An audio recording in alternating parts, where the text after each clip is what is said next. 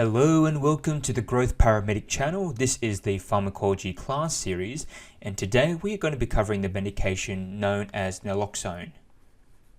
Now this does have another name, but we won't be referring to this one, but if you're curious to know what it is, it's also called or referred to as Narcan. But we won't be using that term, we'll be using the more proper one, which is Naloxone. So before we begin, we're going to do a quick disclaimer. So this channel is for educational purposes only and is not intended as medical advice. Whilst I always strive for 100% accuracy, errors may occur and medications and protocols do change over time. So please do not solely rely on the information provided on this channel, but as additional reinforcement to your learning either at paramedic school or on road as a practicing clinician. So again, as all the other previous videos that we have done on the series, we will have 3 sections that we'll cover, and they are the definition of Naloxone, the pharmacodynamics, so how the drug works in the body, and the precautions. So key precautions that I want you to be aware of if you're going to administer Naloxone in the pre-hospital setting. And all of these will be timestamped, so if you're in a rush, you can quickly go to whatever section that you need to refresh on, and you don't have to watch the entire thing. So without further ado, let's begin. So the definition. So let's go down. So definition.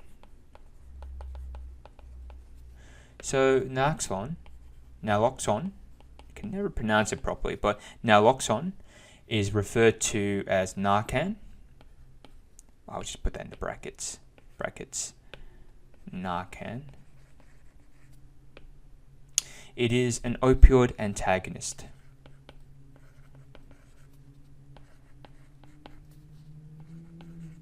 And we'll break it down. We'll break these 2 words down because this is really the main definition of it. So opioid, let's have a definition for opioid. Opioids or opioids is a class of medication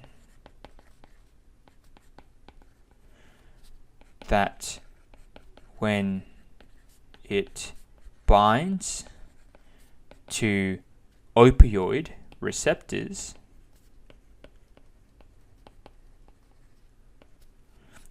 in the body,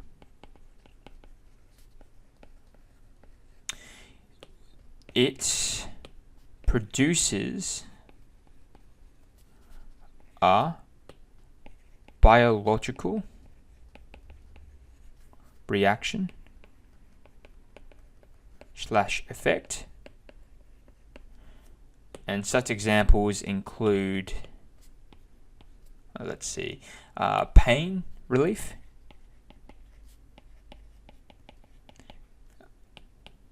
what's with my spelling today? Pain relief, including anesthesia. Okay, perfect. And there are a few examples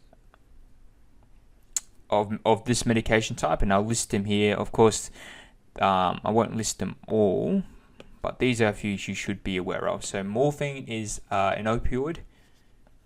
So morphine, fentanyl, and we'll cover fentanyl in a later class, and heroin. Okay, perfect. So we know what opioids are now. Now let's go with the antagonists. So antagonist is a type of drug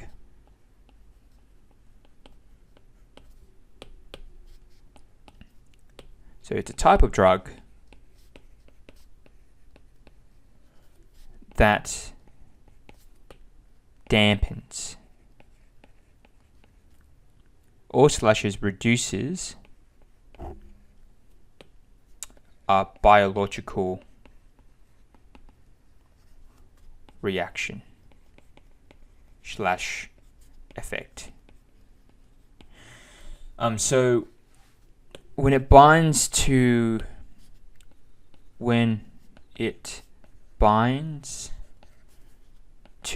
a receptor it targets,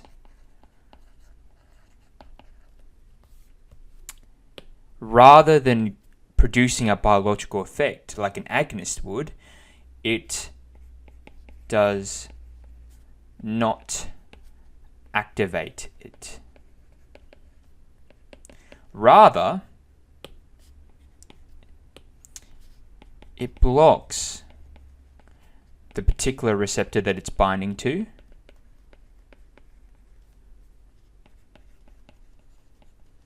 from binding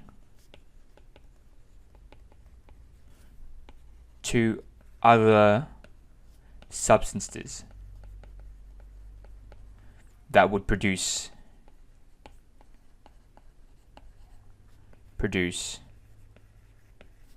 I'll change the color for this one, a biological reaction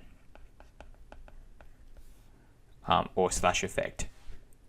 So from this, as we know from the opioid antagonist characteristic of naloxone, we know that it's an opioid antagonist, and we can understand, if we summarize the definition now, that naloxone,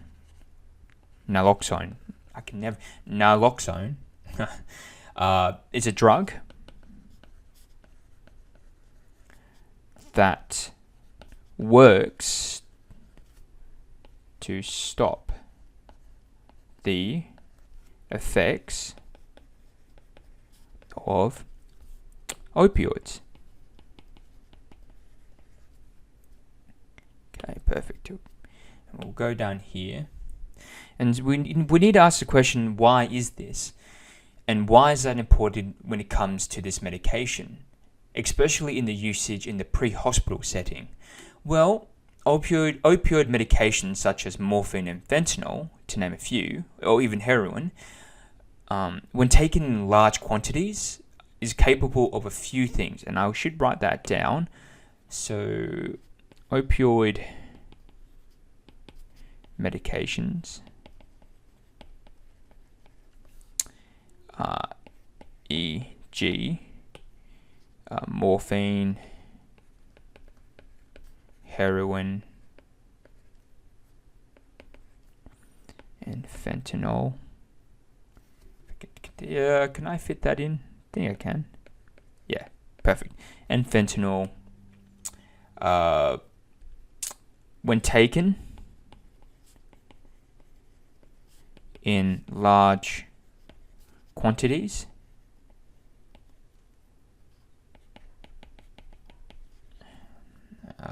are capable of causing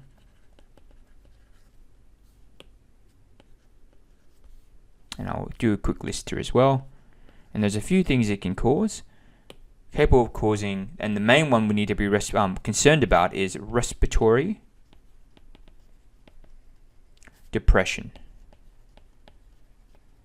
So it essentially stops the natural process of people breathing. So they stop breathing for themselves, and that can occur during really bad overdoses. Reduced heart rate, so decrease in heart rate.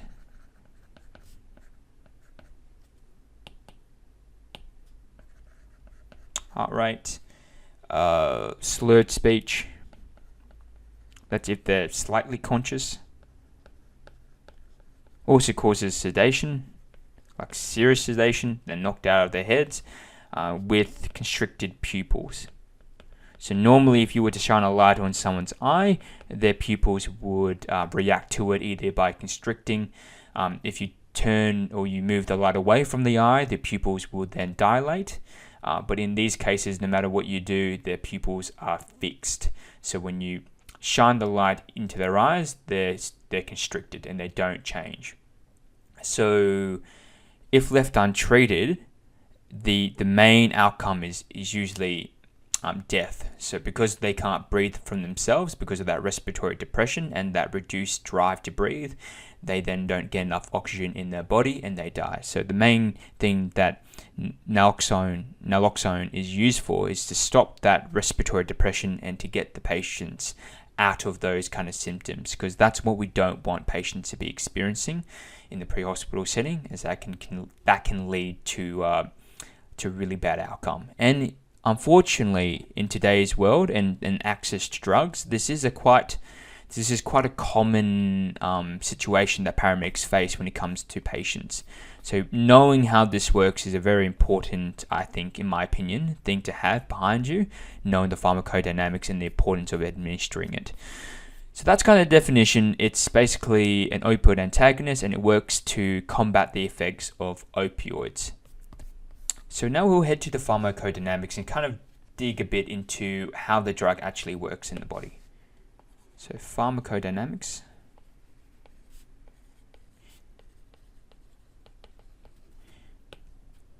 For those who are not too sure what pharmacodynamics is, it's what it does to the body. So we have covered what naloxone is and its purpose in the pre-hospital setting. So now we'll look at how the drug works. We know that opioids bind to opioid receptors, so let's go with the basics.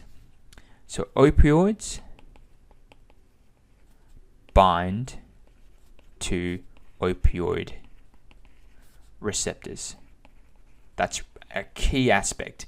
And we know for morphine, morphine is an opioid, and so what opioid receptors does it bind to?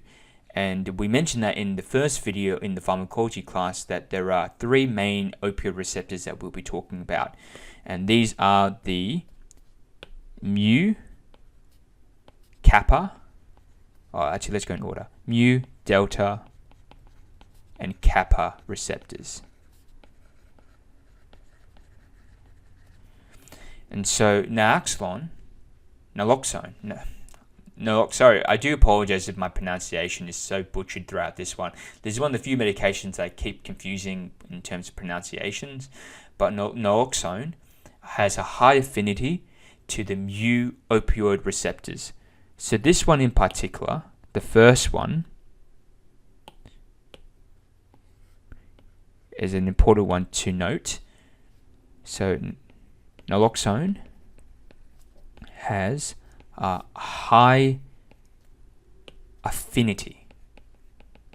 So it's very competitive when it comes to this receptor. It binds well to it. Has a high affinity to mu opioid receptors. And when it binds to this receptor, it acts as an inverse agonist, which is basically a longer version of antagonist. So by binding to the opioid receptor, it stops it from producing a biological response, which is again that sedation effect, that respiratory depression drop. And I think I'll expand that further.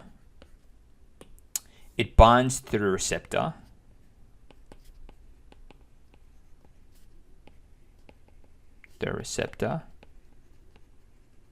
to stop further opioids binding. And due to this, the result of this kind of binding and stopping others from binding to the receptor, it causes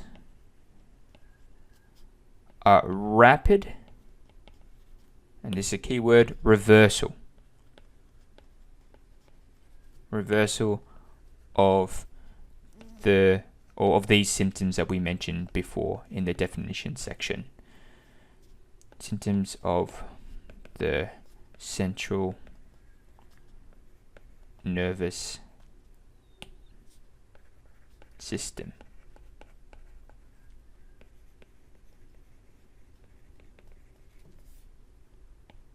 And this is mainly in opioid overdose. So when someone takes too much. One thing to note is there is a very big differential when it comes to naloxone, is that it only works for opioid receptors, and that's something that a lot of people forget about. Only works for opioid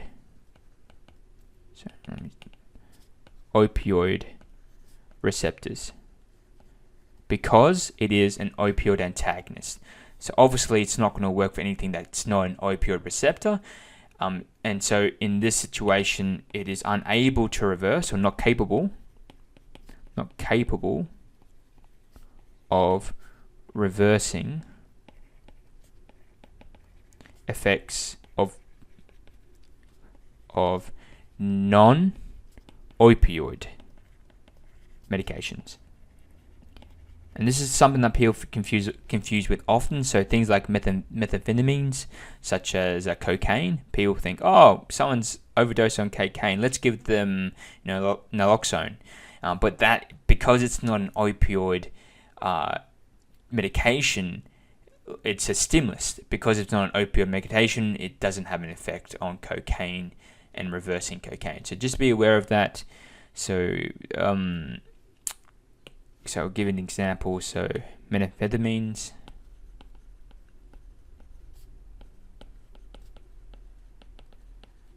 So some examples is cocaine,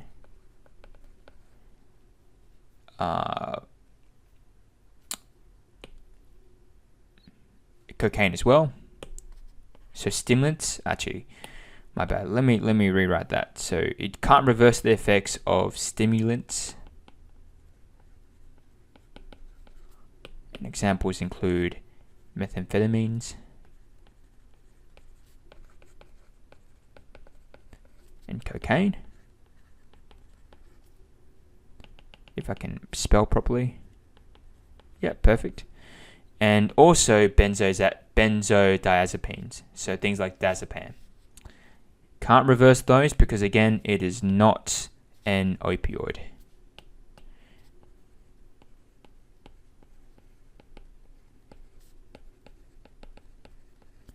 Example includes diazepam. Okay, so that kind of covers the pharmacodynamics of naloxone. So let's go quickly to the precautions part. This one shouldn't take too long, as there's only one main point that I want to cover, and I really want you to be aware of if you are going to be administering this medication. So let's go to the precautions. And the biggest precaution that I want you to be aware of when you're going to administer it is that patients who are administered naloxone can become combative.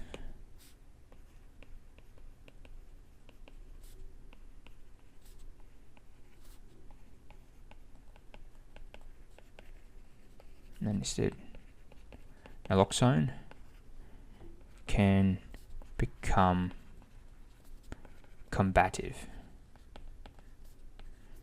And this is mainly in patients, again, with opioid overdose.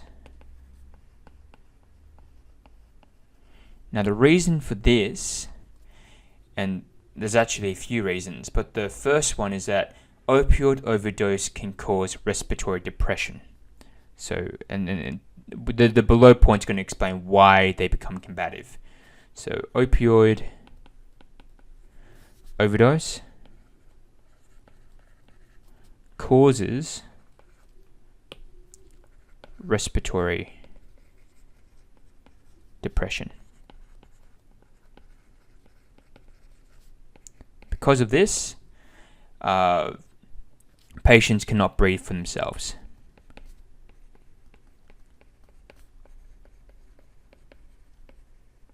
So they lose that drive to breathe themselves. And that's very dangerous because if in long-term opioid overdoses, patients become deprived of oxygen. So patients deprived of oxygen because they can't breathe. So we have to, in situations, we have to manually ventilate for them. And one thing is that if you administer naloxone without properly maintaining oxygen saturations, such as using the pulse oximeter, making sure it's above 90, 94%, 98%. When they wake up, because they are deprived of oxygen, this deprivation of oxygen to the brain can make patients combative as they're waking up confused, and their brain's signaling, oh wait, we need oxygen, and it starts to go a bit haywire. So that's the reason why they can become combative, and if you're very close to the patient, they can lash out at you. So opioid overdose can cause respiratory depression. Patients cannot breathe for themselves. Patients deprived of oxygen. So when you administer Naloxone, oopsie, what happened? There we go. So if you administer Naloxone,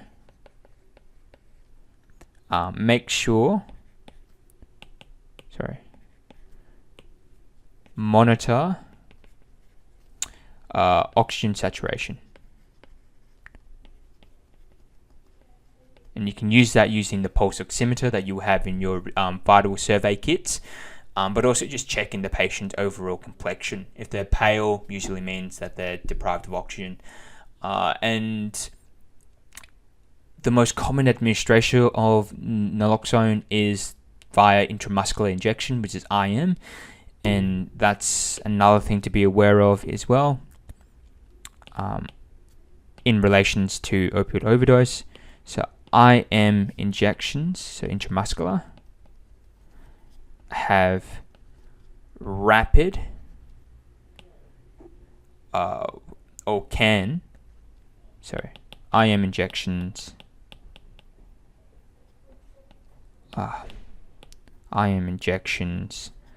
of IM naloxone can rapidly reverse opioid effects. Because of this, injected patients can experience withdrawal symptoms quite quickly or almost immediately.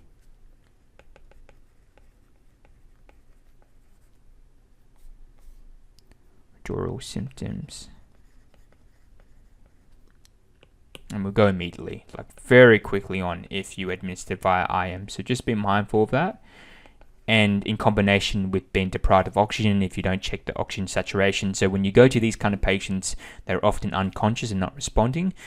You should have them on oxygen for a little bit to get that O2 up. So when they do come out, they do kind of come out of that opioid overdose and they wake up, they have enough oxygen in them to stop them from being in that confused combative state. And as well as the withdrawal symptoms, so symptoms of that include nausea, there's I think a few more, vomiting and sweating, and ache. So those are just a few examples. You can look them up as well if you need to, but just be mindful that that can happen when you administer via IM route. Okay, so that kind of ends this video up. So that was the precautions part. I hope you guys learned something today or have been refreshed on your knowledge when it comes to Naloxone or Narcan.